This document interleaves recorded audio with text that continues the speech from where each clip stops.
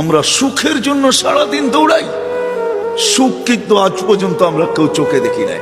দেখছেন না, নারী বলবে না পুরুষ বলবে, না সন্তান বলবে না বাবা বলবে। কেন জানেন?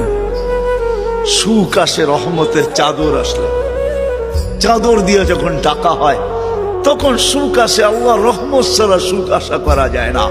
আর আল্লাহর রহমত মুহাম্মদুর রাসূলুল্লাহ ছাড়া পাওয়া যায় না, না না না না না।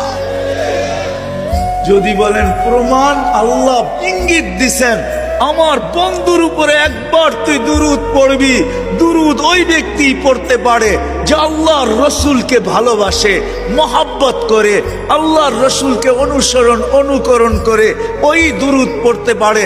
আল্লাহ বলে একবার পড়বি, 10টা রহমতের চাদর দিয়ে তোকে আমি ডাকবো।